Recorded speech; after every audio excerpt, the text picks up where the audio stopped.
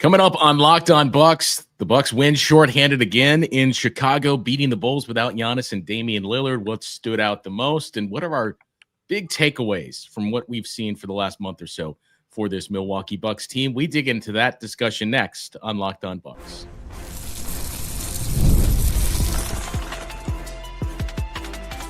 You are Locked On Bucks, your daily Milwaukee Bucks podcast, part of the Locked On Podcast Network. Your team every day.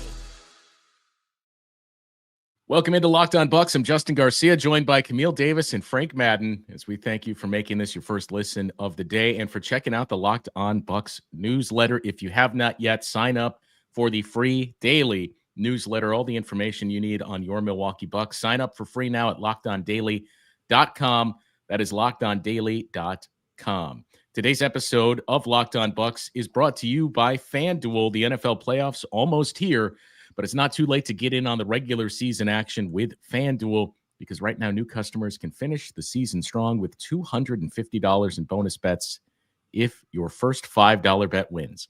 Visit FanDuel.com to get started.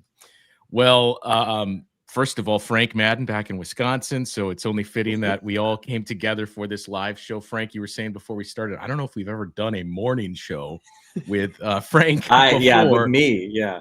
Yeah, but the situation warrants when you have the Bucks and the Bulls playing around Christmas. And look, going into that game, I was talking about it, I think, with Dave Kane before tip of like, this could go a number of ways. I have no idea what to expect. He had similar feeling against the Wizards, but the hope was it is the 4-win Wizards after all. So this one, yeah, if they lose, they don't have Giannis or Dame, that's disappointing, but I could see this going a number of ways. And the fact that this team, it wasn't a wire-to-wire win, but it felt like they were in control for the entire game. And Doc Rivers said himself after the game, kind of as a, hey, credit to me for the job that we've done. You know, this isn't a game that we win earlier in the season. It's not a game that we win last year. And now not only are we winning these games, we're doing it comfortably. And those are the things that I look at and see, yep, this team is really headed in the right direction. Yeah, I mean, Bucks have had, I believe, 4 of their last 5 games, the exception being the Cleveland game, they've held opponents to 100 points per 100 possessions or fewer. And before that, they had 1 game all season where they did that, and now it's 4 and 5, including the obviously the NBA Cup final, which was, you know, their best defensive performance of the season. Doesn't count for the stats. And so on the one hand, like, look, the Bulls, you know, couldn't hit the broadside of the barn. This was obviously these games without Giannis and Dame. You know, I think I've talked about this with both of you, right? Like when those guys are out, you pretty much say, like, all right, I hope this is a 3-point, advantage game, because I don't know the Bucks can win without a 3-point advantage. And especially in the Chicago game, obviously there was a huge delta between the 3-point shooting. And, you know, at some point, like, you're just a good 3-point shooting team, right? I think within games, when we talk about like, oh, is that sustainable in terms of differential? You know, it's not that we're saying like the Bucks shouldn't be able to shoot threes at a high rate. But like, you never want your lead space solely on like a first half of just shooting the heck out of the ball. Yeah. But I think for a while now, we've seen this team shoot threes really well. And defensively, obviously, it's going to come and go in terms of the opponent 3-point percentage. But if you told me, hey, Frank, you've got some, magic beans you can use to make the opponent miss a lot of threes, these are the kinds of games I'd use them on, because You're not going to have Giannis going downhill scoring 30 points every night. And again, credit to this group. The offensive ratings last 2 games have been okay, average, but they've been good enough. And without Giannis and Dame, that's kind of what you hope for. And then you hope that, you play well defensively. And obviously I think those guys deserve a lot of credit. But I'm sure we're going to talk a lot about Khris, Brooke, Bobby, the 3 stalwarts from the championship rotation who are still key parts of the rotation other than Giannis, obviously right now. Those guys have obviously played really well for a while now, especially now Bobby and Brooke. But to see Khris obviously kind of looking like his old self, that was pretty cool to see last night, and a nice little way to go into the Christmas break with our Christmas, giving us some vintage Middleton magic. Couldn't agree more with the Christmas part of it all, especially seeing Khris come out here. We saw him play a back-to-back this weekend, comes out against Chicago here, and then puts up the most points that he has so far this season. One thing about Dame and Giannis being out that I think might have been helpful to Khris is just being able to give him the ball in his hands a bit more as he's continuing to work his way back, coming back into the game from the injury that he had. So like a silver lining of no Dame and no Giannis was just like a little bit more Khris, ball in your hand, be aggressive, because you need to get those points. As we mentioned, if there's no Dame and there's no Giannis, you're missing like 60 points on your team. So like someone has to go out there and get it. And it just allowed Khris to have that really aggressive mindset, go out there and attack, try to get yours. We saw him go off on that crazy 10-point run by himself in the second quarter. We saw Brook Lopez have runs of his own with 17 of his points coming in the first half. We saw Bobby get involved. It was just an overall good team win where you have multiple guys scoring in double figures. Gary Trent Jr. off the bench, AJ Green off the bench, even Ryan Rollins, even though he only had 8 points. Like he made sure that he had an impact on this game defensively as well. That block that he had looked just way too easy for him to get up there and get that. It was just overall like a really good team win, I thought, for the Bucks for what is, all intents and purposes, their Christmas Day game that they had against the Bulls in Chicago. Yeah, I'm sure we'll get into that discussion a little bit later in the show about the Christmas Day matchups. But I thought it was really interesting too, before this game, this wasn't the exact verbiage that Doc used, but essentially saying, I think these games are good for Khris because, like, yes, you want to see your trio together for extended minutes, especially with the growth we've seen from Giannis and Dame together this year and throwing Khris into that mix. But Doc's point was you don't miss 20 to 25 games, especially coming off ankle surgeries, plural, and just come back like it was nothing. Like it's gonna take some time to work into the mix and get his sea legs back and look fully comfortable on both ends. And honestly, the way to do that is to probably force feed him. And he said, against the Wizards, yeah, we were really going through him quite a bit, and I could tell he was gassed. He's not there yet, but these are the things he needs, and you got to do more of the same tonight. So I hesitate to say knocking some of the rust off, but that's basically what these two games have given you the availability to do. Of, okay, let's just, Khris, get some of these sets, get some of these actions. We're going to feed you quite a bit. And maybe Thursday, all three of these guys are on the floor together, and it's going to start to look a lot more natural. The offense is a little bit weird and shorthanded right now without Dame and Giannis, because I don't know how many times I saw Bobby Portis like coming from the corner for dribble handoffs, which just doesn't really feel like, doesn't really seem like a Bobby Portis thing to do. The term cardio game, right? I think, probably a lot of people have heard that term. I feel like Pat Bev has used that term, usually refers to when you don't do a whole lot, you just kind of run around, don't get any stats, like not a good thing generally. But last night while Khris was putting Tony Snell game. Yeah. Well, last night on that topic, one brief diversion. I don't know if everybody else saw Draymond's numbers from the blowout State loss, but I think he had basically 0 points, rebounds, blah, blah, blah. He was like 0 for 4 in 23 minutes, like 4 fouls. And somebody tweeted out because, there's this graphic of Tony Snell playing, I don't know how many minutes in a game and putting up no stats. And it's always sort of this joke. And of course, we here at Locked On Bucks, we have love for Tony Snell.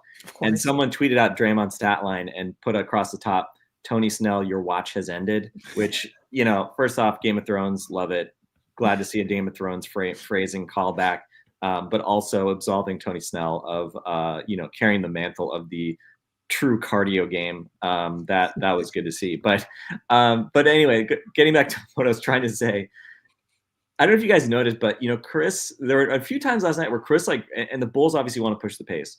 And I think there's a little bit of a risk if you're the Bucks, if the Bulls are hitting threes, that you can kind of fall into that trap, because especially without Giannis, like the Bucks are not necessarily a team that you want to be running and trying to get up quick shots all the time on. But it seemed like Khris was like really pushing the pace and like driving the ball up and down the floor. It's like he was really sprinting back on defense. Like I'm just watching him, knowing that he's, in game 7 of his comeback. It felt like on the one hand, he was very much in control and, obviously had those few quick spurts that really kind of put the game in the Bucks' hands. But it did feel like he was like a guy who was just like, you know what? I'm just going to try to sprint up the floor here. I'm just going to try to dribble up the floor and just kind of see what happens. Like, I'm just going to try try to get my rhythm back. It's kind Mhm. of like he's doing, you know, a speed run with Giannis and Dame out of like trying to get some reps, trying to get the shots up, trying to get his rhythm. Because I think you're right, you know, Justin. I think it is easier to get into a rhythm when you know that you're not going to be, I don't want to say standing in the corner for, you know, 3 possessions, because that's not really how they use Khris, even when Dame and Giannis are in. But you don't know how many shots you're going to get. Yeah, And I you know think, your third. yeah, and I think Yeah. it's natural, like when you're Khris now and you've seen Dame and Giannis having the seasons that they're having, and then you come back, I think as good as Khris is, as proven as he is, he's an NBA champion. He's gone to war with Giannis for the last decade plus.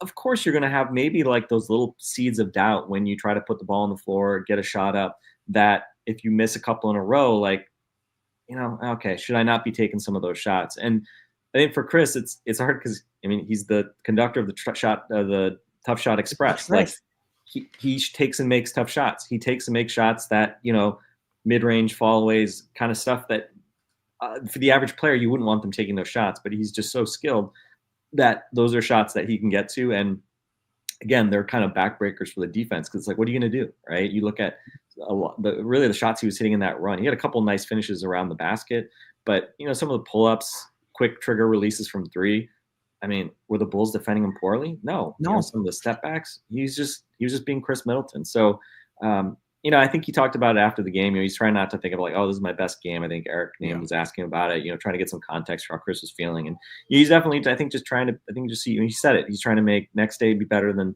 today. Today be better than yesterday. And, you know, it gets back to that old Bud Giannis mantra that we always heard, you know, get better every day, which again, we can get kind of tired of hearing it. But I think it's a healthy mindset to have. And especially when you're a guy coming back from surgery on both ankles, you know, we can kind of forget about the literal baby steps that you have to take when you're coming back from an injury like that, and the progression you have to make. So, yeah, I mean, I think for Khris, just to start to get into his comfort zone, the passing, you know, was there from game one. Well, actually, I shouldn't say that. There were a couple of passes that weren't quite Khris passes in the Celtics game when he came back. But for the most part, you know, his passing has been there. You know, he's averaging per 36 now in the season. I looked it up last night. He's averaging, you know, 19, 9 assists, 6 rebounds, 2 steals per 36. He's plus 16 per 100 right now. He leads the team in, you know, net on off. He's like plus 22 or something like that, you know. So kind of everything that we'd hope for in terms of just him being a difference maker and just adding kind of that next level of playmaking that you just don't have with anybody but Giannis and Dame. He's doing exactly that. And now I think the question is, can he fully reintegrate so that he can do some of the stuff that we saw last night when those guys are on the bench? I think we saw, you know, a year ago, we saw him kind of be like the early fourth quarter shift guy at times where those guys would rest and he would come in and kind of run the offense. So I think, hey, can you keep doing that? But hopefully he doesn't have to be carrying the offense much on his own. And then it's more about integrating with Giannis and Dame and just making that kind of three-headed monster is super tough to stop. So again, you can't hang your hat on 2 games against the Wizards and Bulls. But for a guy like Khris who's coming back, I mean, these games all count in the standings, right? Like, you know, we don't not count the stats against the Wizards and Bulls when it's half, you know, a win or like when it's Jason Tatum or something like that, right? Like Khris is entitled to these games too. He came in at the deep end, you know, with the Celtics game. He had the Hawks game, you know, the Magic game, right? He came back for like actually kind of a murderer's row of games. Yeah, the Cavs game, right? I mean, he's played a bunch of really tough teams. So yeah, let him eat a little bit against these lesser teams, and again, just start to build that confidence. And again, knock on wood, you know, I don't know, I may regret saying this, like I've kind of forgotten that he's been hurt, you know, like I feel like when he's previously come back, when he hits the ground, I get nervous, you know, gets up slowly, but you know, I don't know, he's obviously still got a ways to go. We saw it last year defensively in particular, like he looked really kind of unsure of himself to start the year when he came back last year on defense and got a lot better. I think we've seen obviously evidence of it's kind of the similar thing, right? Like he's just got to kind of get his legs under him a bit, especially on the defensive end. But if he can be this super shooter connector, he's at 44% from 3 right now, you know, and then get better defensively as the season goes on. Like, I mean, the proof is obviously ultimately in kind of the score line, and he's obviously having a really positive impact on winning right now, which is nothing less than you'd expect from Khris. I want to talk a little bit about some of the guys from the bench and the impacts we've seen from them recently, and this defense too, because that's what's really been driving a lot of this. All the chatter of the Bucks defense, transition defense, and perimeter defense is terrible. It has not been the case for the past 5 or 6 weeks. So I want to dig into that conversation coming up next year on Locked On Bucks.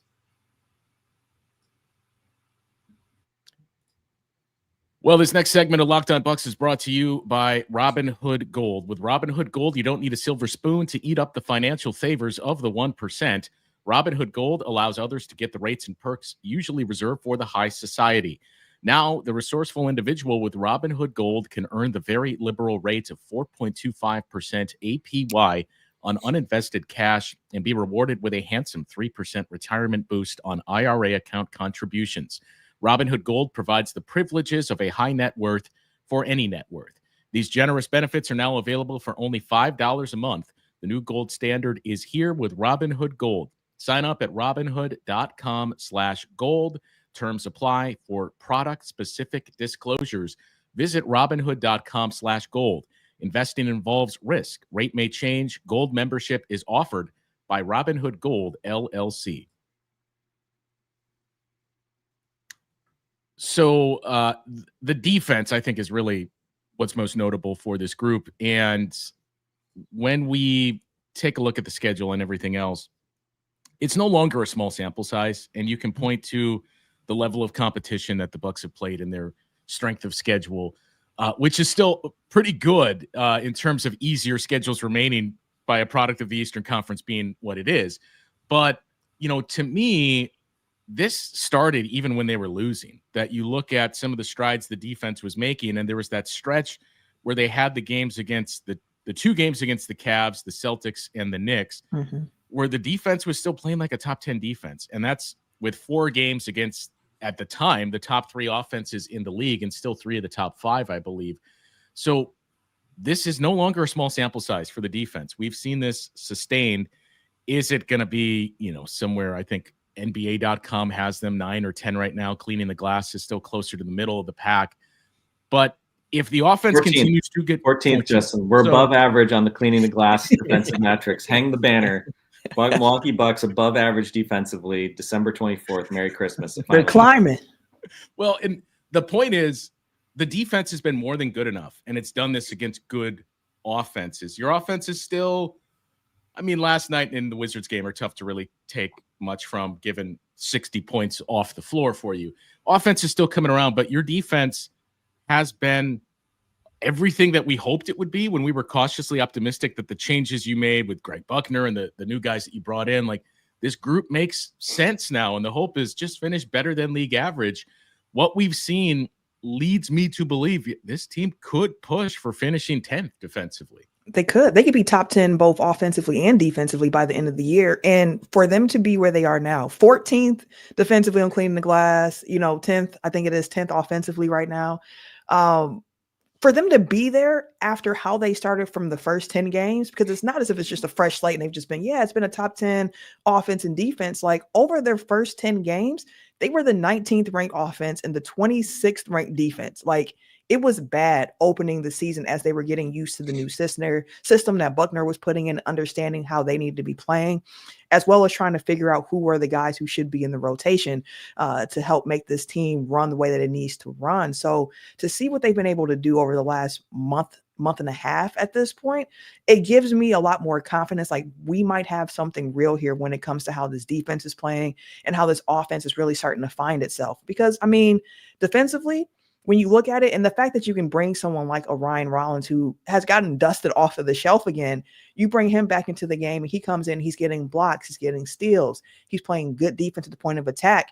Just even watching the rotations, because defensively, to be a good defensive team, you have to be on the string. Like, everyone has to be connected. And even with some different lineups, we've been seeing some different guys in the rotation because of injuries now to Dame and to Giannis, with them being out. Even in those rotations, you're seeing guys understanding, okay, I need to close out here, or the scramble is happening, we need to help this way. And you're just seeing them be playing more connected. And that's the piece of it for me that gives me the most confidence going forward, because, like, you can see guys understanding, they know where they're supposed to be, and they're able to react instead of thinking through what they should be doing. It's getting more natural for them defensively. And I love to see that, especially from the point of attack with some of these young guys who've been out there playing defense. Even when DeLon Wright comes in defensively, he's been pretty sharp on rotations for the most part. So it's been really good to see how the Bucks have been growing that way. And now that they're getting this foundation settled of how they're going to be playing, it's like, how much better can they continue to get? Yeah, Camille, I'm glad you brought up the bad of the start defensively, because I was looking at the reverse. I was looking at what their defense was, and I think it was since the 1-6 start, so it might even be a little bit better. Who knows if you go from like the 2-8 point or whatever, but from the 1-6 start, they've been 7th in defense since that time, which is like early November, right? So yeah, and that's like we said, that's the Cavs games or around there, and the Celtics, where you're starting to look better, but you just weren't winning. Yeah, and so 7th over almost 2 months is real, and I think the other thing I was looking at, because after last night's game and the Bulls missing all those threes, I was like, I wonder if that's kind of tipped back where they're getting a little bit of shooting luck. But I was looking on cleaning the glass in terms of opponent 3-point percentage, they're 20th in, meaning that they haven't been lucky. They've been slightly unlucky. Last 2 years, they were 8th in opponent 3-point percentage. And again, you can say, well, they're playing Jedi defense or whatever it is, but over long samples, like, you typically don't see teams like unlock some sort of magic way to force misses or systematically make bad 3-pointers shoot. So the fact that the defense has been on such an upswing without needing opponents to just go on a cold streak for 2 months, that's definitely, I think, a sign of encouragement. And again, it's like, well, why? I mean, you hit on it, Camille. It's because you're playing better defenders. Like, you're playing more guys who can defend. And Rollins is a great example, but Rollins, Ajax, and AJ. I think the fact that you've got Rollins, I think Rollins is an interesting point of discussion. I think he's basically the 10th man in a nine-man rotation right now. So I think anytime the Bucks are short a guy, Rollins, we're seeing him get real minutes. And I think you have to be super encouraged with the fact that his offense has started to come around a little bit. We see examples of sort of the dunk he had the other night.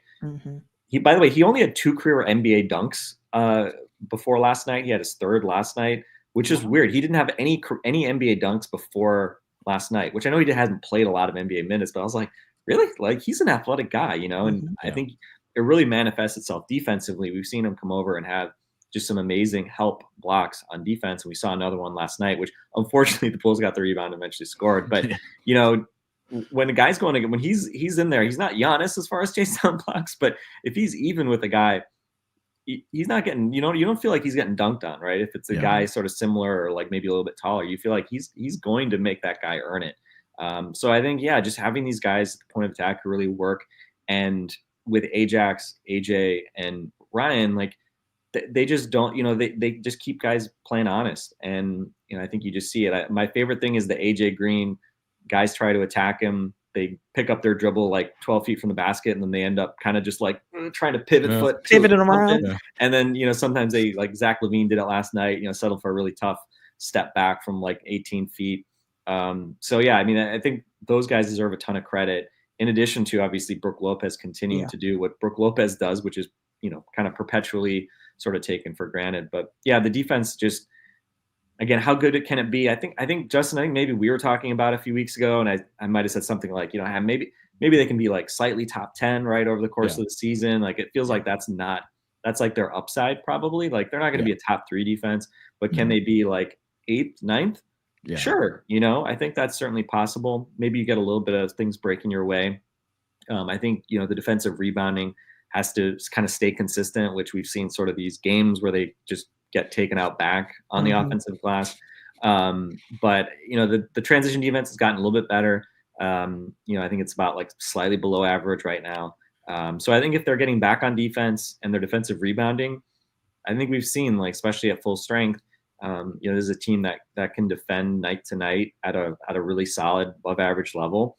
I think there are going to be the questions in the playoffs with Dame, with Khris. Hopefully Khris gets better as he gets his legs under him. But of course, when your best lineup has 2 guys that people may look at as being vulnerable to attack, and you don't, have, Ajax necessarily being able to play 30 minutes a game because of his offense. Of course, I think there's still questions to be answered. They don't have, they're not the Celtics where they just have a full roster of guys that defend. But I think Greg Buckner, Doc, and company do deserve credit, as you were alluding to, because clearly, like from a systemic perspective, they're starting to get to a good comfort level, and they're starting to, I think, make winning trade-offs, and, they play the way they play. And, the rim protection has been really good this season. And so now I think it's just a matter of like kind of just continuing to hone it. And again, hopefully you get the opponent 3-point percentage, maybe regresses your way as well. A few other interesting things about the transition defense I do want to get into with some of those numbers that have stood out, and some of the names that you mentioned too. Camille and I had a little bit of this discussion, but to get your take on it as well with some of these bench players, we'll get into that conversation coming up next here on Locked On Bucks. Well, time to talk to you now about FanDuel, as the NFL playoffs are almost here, but it is not too late to get in on the regular season action with FanDuel, America's #1 sports book. Because right now, new customers can finish the season strong with $250 in bonus bets if you win your first $5 bet. FanDuel has so many ways for you to pick up a W this football season. Which players will score a touchdown? How many points will each team score? All of that and more on FanDuel. Just visit FanDuel.com to join today. That is FanDuel.com for your chance at $250 in bonus bets. Make every moment more with FanDuel, an official sportsbook partner of the NFL. So the transition piece that you brought up there, Frank, for this season as a whole, I think they're 17th in efficiency, which, given what we saw last year, I think Bucks fans are like, fine, I'll take that. They're still getting up a high volume of transition opportunities. That's not going to change given the makeup of this roster. But if we just look at the games since the 2-8 start, which, again, it's no longer like, 7 games that we're looking at. Like, it's about a quarter of the season that we're talking about. They're 7th best in defensive efficiency in transition. Now they're 27th in the volume that they give up, but they've been much better in those spots. And that's one of the other things that matches the eye test that we've seen, where you see a handful of games. Some of them feel like outliers of like, wow, the Bucks outplayed this team in transition. But the fact that it's happening game after game after game, where it's no longer just, you can count on a number of things. Guys are going to get beat immediately off the dribble, and there's going to be a ton of blow-bys, and there's going to be a lot of fast break and transition points against the Bucks. Yeah. You do still see some teams as well try to push the ball after a Bucks make as well. I think that's still probably in the scouting report with the Bucks. Like, try to play with as much pace as you can and really test to see how real that transition defense is for them. And for the most part, like you said, with the numbers back, like you've seen it be better than what we saw last year in particular. There's still room for improvement for sure, but like they're not getting bled out that way in the way that they were last year. And when I'm thinking about the transition defense and getting back, a lot of times it was just like, just get back, hurry up, and understand, like, in situations where who's going to crash the glass. Like, the Bucks haven't been a great offensive rebounding team themselves for the most part throughout the year, where it's like, okay, they're just looking to get back for the most part. And on the other side of that, they've gotten better as well of not allowing the second chance points. So like overall, the areas of weaknesses for them, that transition defense, allowing offensive rebounds, they've tightened up in that way. But one area for the Bucks to continue to work on defensively as they continue going forward, they haven't been a high turnover forcing team in some years, and they're still not a team looking to force a lot of turnovers. They're not getting that many. They're 26th in turnover rate, but they're able to just kind of, like Frank was mentioning, just make you play honest. Like, we're just going to be in front of you and make you play honest, and we're going to go from there. But I do wonder, as they continue to get healthier with the rotation, you have guys in there, like if DeLon Wright is in the rotation, he's someone who loves to get those deflections and try to get, his hand on the ball. Gary Trent Jr. can be a gambler at times as well, but okay, he is a gambler. He is a gambler when it comes to the defense. So like that's an area for the Bucks where it's like, are they going to look to force more turnovers? But I don't think they need to. If they can just continue to play guys straight up, play honest, get your switches together, and continue growing in that way. I think the good news is we're mainly talking about like stuff on the margins. Like, can you get a little bit better at this, right? Like they're now, I think, like 7th, I think, in defensive rebound rate. 7th. So which is their last year they were 8th. And that's with obviously a bunch of games where it was like, man, guys, like you got to get the board. You got to box out. You got to go get somebody. Got to go get the ball. So a little bit off of, where they were during the Bud era, where they were top 3 every year, like clockwork. But it's interesting. I mean, the offensive rebounding, I mean, it would be nice if the defense got to the point where we could just sort of focus on complaining about the offense. Because I feel like that's like a place I feel more comfortable with, just because you should have the offensive firepower to be really good. I think it's worth pointing out, and you hit on it, right? It is not uncommon for teams to strategically decide, like, we're just not going to send 2 guys to the basket to offensive rebound every play.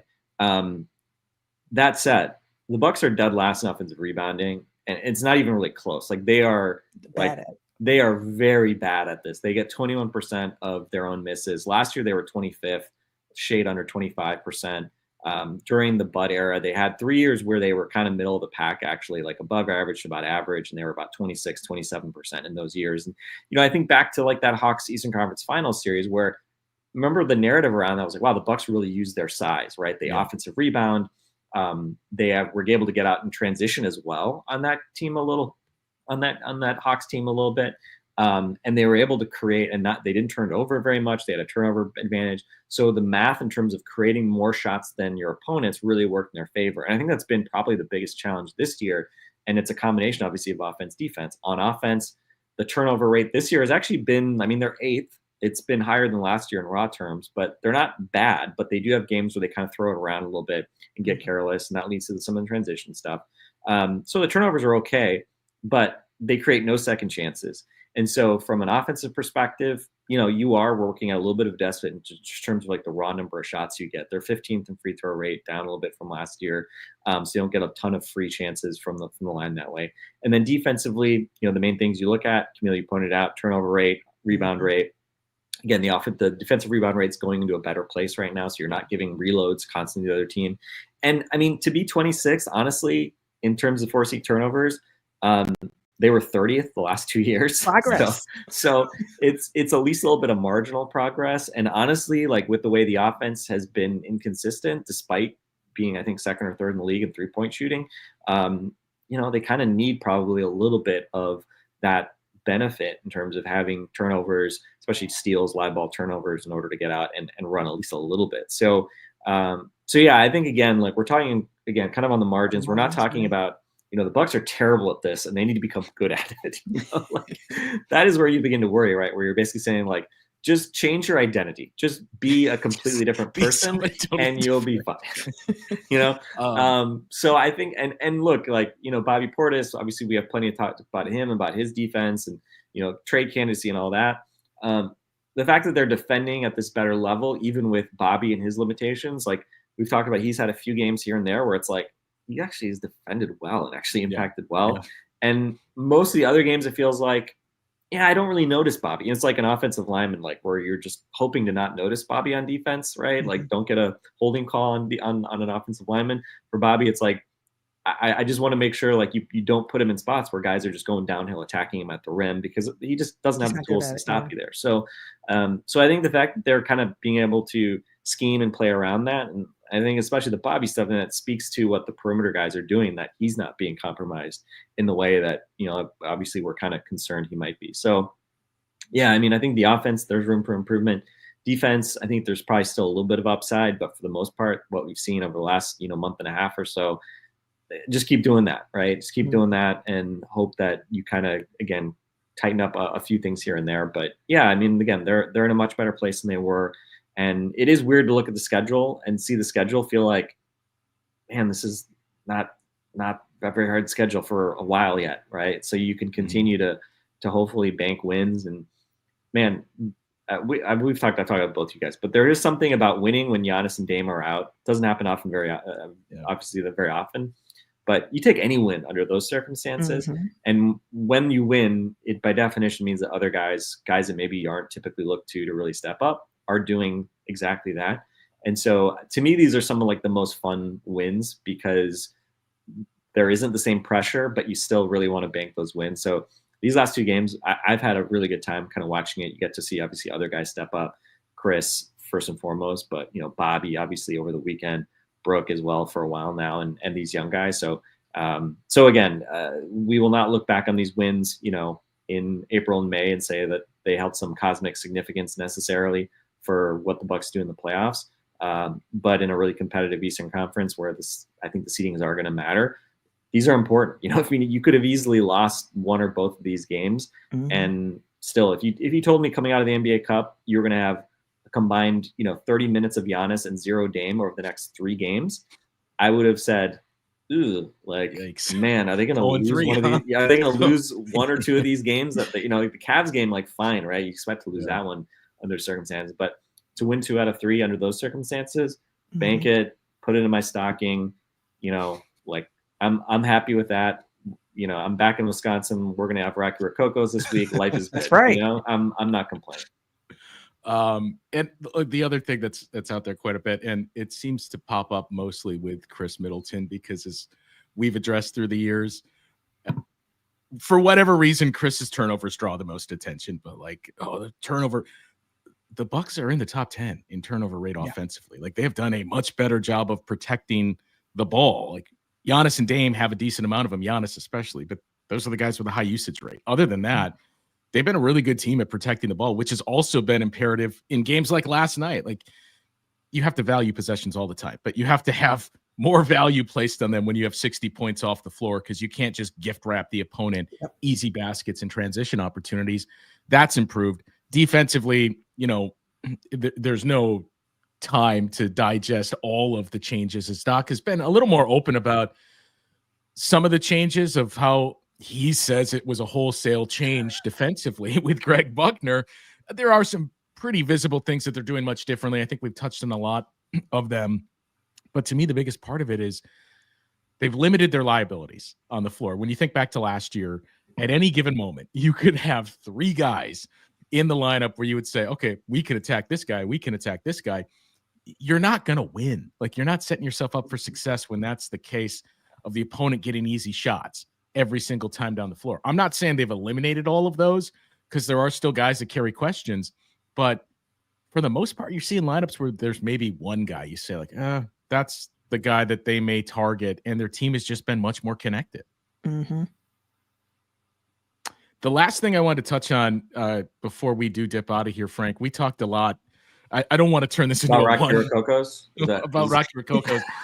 Not a one game, like, you see, everything is solved, but the DeLon Wright discourse that's been out there, and Camille and I talked about it on yesterday's show.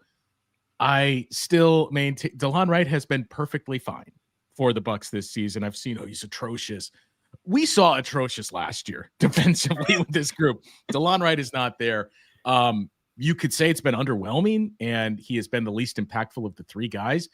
I would also counter with that's a good thing, and I think Taurean Prince and Gary Trent Jr. are more important than the backup point guard on a team that has Giannis and Damian Lillard. But the point is, these are good problems to have, to say Ryan Rollins is really pushing DeLon Wright, and it's not because DeLon Wright is struggling per se. It's, wow, Ryan Rollins is really giving you something here. Like, think about last year. The options were basically none of, we're playing these guys because we have to. And now it's, maybe this guy can earn some time.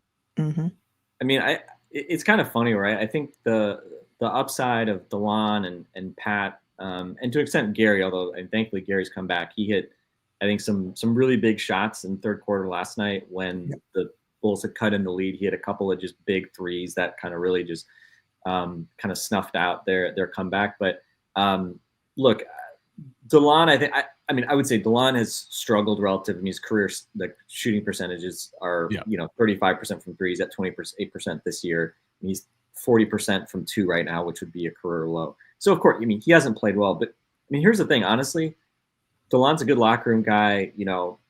He's taken these benchings. He's kind of stayed ready. They're slightly positive net on off is what he's had this year. So it's not like they've fallen apart when he's been on the floor, mainly because his defense is very good. And that's the kind of thing, right? Like you want guys, if they're going to struggle shooting, you want them to be good defenders, because at least then they can provide something when you have to call their number. But that's the thing, like with DeLon and Pat, those guys struggling, look, it's sad. It sucks, especially Pat, obviously, given his history and tenure here and, his contract, right? Because it makes it harder to move him.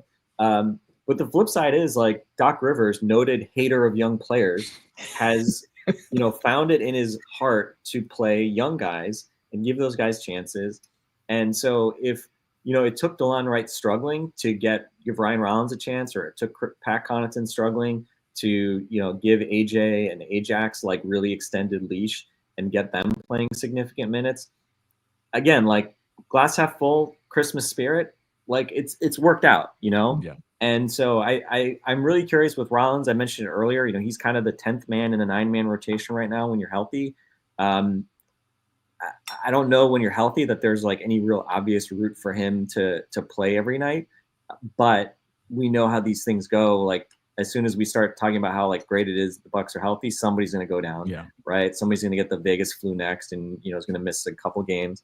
So I'm excited for him. He's on a 2-way, so I think that is something worth monitoring. And Doc talked about that a little bit last night. Of like, look, if you make the right plays, if you're impactful, we'll figure out things to keep you on the court, and that's a conversation that we'll have to address as we get close to that threshold of his 2-way days. Yeah, and so I was going to say, I mean, like as much as I think people understandably talk about like trading Marchand to somebody, like can you just salary dump him into an open roster exception somewhere so that you can sign somebody else wherever it might be. I mean, honestly, at this point, if they're healthy, I think they can get away with not playing Ryan Rollins. But I mean, and again, we saw it last year. They dumped Cam Payne. I think we've obviously been focusing on Marchand, but DeLon Wright may be the more obvious guy, given that he's on a minimum salary exception. So he's definitely easier to trade to kind of anybody. So I would not be surprised at all if come trade deadline, if they figure out some way. Again, it's not easy because does someone want to take DeLon Wright for free? Well, when he's shooting 28% from 3, maybe not. But people kind of know what he brings, and I think veteran teams generally appreciate that. Even young teams can appreciate a guy like him and kind of what he brings on and off the court. So definitely, I think that's something worth monitoring. Like, is there a move the Bucks do? Whether it's hard for them to do. You mean a second move with the first freeing up a spot for Thanasis? Yeah. I will speak no ill of our guy Thanasis, but yeah, is there a move that they can make to free up a spot so they can convert Ryan Rollins into because that's the thing too. I mean, he'll be a restricted free agent this summer, so I mean, you have some flexibility. I mean, he's not going to just walk out the door, but given the Bucks and their limitations, like you would much rather be able to just say, like, hey man, convert him now. We'll convert you right now. We'll save the headache. Exactly. We'll give you a minimum for the next couple years at least. And kind of get him, under wraps so that hopefully he can be a guy that plays for you moving forward night in and night out, the way that AJ and Ajax. And again, like just a reminder, people, AJ and Ajax, they've still got Ajax he's got 2 more years after this one. And I think AJ's got 2 more years after this one too, for basically nothing. So those are the types of, these are the types of moves. These are the types of signings. We always talk about the Heat finding these young guys from nowhere, getting them on cheap deals and kind of molding them into real rotation pieces. The Bucks absolutely, we talked about the beginning, the Bucks needed to find like at least one. They needed one of these young guys to hit and be rotation guys. Right now they've got 2. Questions about Ajax, kind of how scalable are his minutes? Fair enough. But with Rollins also knocking on the door, I mean, it's definitely really encouraging to see. And if you can get 3 of these guys being real rotation guys / the first guy up when you have a injury absence in Rollins, I'd say this has been a rare positive year in terms of young player development for the Bucks. And again, you can argue it's maybe been a little too late for this window, but hopefully just in time. And as you mentioned, from noted young player hater Doc Rivers, that this is coming from, and I don't think state enough the credit that I think Doc Rivers deserves for the handling of these young guys, especially Andre Jackson Jr., because we would see and have seen a lot of coaches that would look at the overall package of Ajax and say, well, can't play him because of the offense, and not even try to figure out where are the minutes that I can carve out some time for him. Doc Rivers has done that. We've seen games where he's played 30 minutes. We've seen games where he's played 8 minutes, and it's just been, it's too much. They're playing 5-on-4. Not a lot of coaches are going to do that. It's either one or the other. You're playing or you're not. So I think he deserves some credit there. As we wrap here, Camille, are you going to watch any of the games tomorrow or just skip the league Christmas Day showing out of spite? Well, the NFL is encroaching on the NBA territory now with their games as well, and I have to see Beyonce at halftime. But outside of that NFL piece of it, I'll probably have the NBA games on in the background. Family time's going on, so you're not watching, but it's on in the background. So the Bucks not playing actually is a little bit helpful because I don't have to ignore my family for 2.5 hours. I can continue doing what we're doing, open the gifts, be present, and just peek at the TV every so often. So I'm looking forward to it. Frank, I think we talked about it before too. Like it removes the stress. Yeah, and first off, I was worried a little bit when Eric ran that story about kind of the Bucks being like, wow, what's with us not getting a Christmas Day game? I was like, damn it, Eric, are you going to run this story the day that they lose to the Bulls? Like in the last game for Christmas? I was prepared to text Eric and be like, man, you just had us walk into that one. Thankfully, Eric would never do that, and it worked out. But yeah. Yeah, I'm actually pro not having a Christmas Day game. I feel like, there have been the Celtics game in particular, to some extent the Knicks game in 2018. Those were fun ways to get a nice Bucks win as a present on Christmas Day, especially that Celtics game. That was an awesome the zombie game against the Warriors when nobody was in the building except for team employees. Yeah, and Giannis didn't play well, so I couldn't fully enjoy that one either. But yeah, the downside of getting crushed or losing in a heartbreaking fashion on Christmas Day, I'm sort of over it. Just I'm fine kind of just ignoring or not having to worry about Bucks basketball on Christmas. And it is interesting to me because you would think that of all the people that would not want to play on Christmas, it would be the players who actually have to be away from their families, especially given the Bucks have played a number of mostly road games on Christmas Day. But I don't know, the comments from them, it seems to be more about the respect prestige factor. Yeah. They seem to like playing on Christmas, which just goes to show you the difference between me and there's a few others, but that would be yet another we can add to the list. So I'm not sweating the Bucks missing Christmas at all. I'm planning to take my daughter Tilly to her third Bucks game on Thursday against whatever it is, the 26th against the Brooklyn Nets. Quite a showdown. So sounds like encouraging signs for Dame. Hopefully Giannis both being back for that game. So as long as they can just complement the young guys and not get in the way of Khris Middleton cooking, guys, you gotta earn those shots back here now that you missed a couple games, Bucks winning. That would be great. But yeah, so Boxing Day basketball, I'm totally fine with that as a substitute for Christmas Day. Or Bobby Portis cooking, who has 14 assists over the course of the last 2 games, which has to be a career high. Playmaker Bobby Portis, yeah. All right, well, that'll do it for today's supersized edition of the show, and I'm also pro no Christmas Day. If I can get 2 days off, fine. I will gladly take that. Yeah, you got to work. You got to actually work on Christmas if Christmas Day. So you of all people have an incentive there. Just sitting there miserable, sitting through a Celtics blowout, Sixers game years ago too, where you had to deal with all of that. The Sixers Christmas Day championship. They'll never be able to take that game away from Philly. Maybe they'll get another one tomorrow, beating the Celtics, and this team is starting to come together now. But that'll do it for today's show. We'll have the post-game show. I don't think we're going to have a show tomorrow. I think we're going to take the day off here, as Camille has just confirmed it and shaking her head. It ain't happening, folks. So there will be a post-game show. I think Camille and I are going to preview the Nets game on Thursday, and then we'll handle a post-game somehow as well after a game where hopefully both Giannis and Damian Lillard make their return against the Brooklyn Nets. But that will do it for all of us today. Thanks to everybody for tuning in today, throughout the years on Locked On Bucks. For Frank and Camille, I'm Justin. We will talk to you guys once again in a couple days.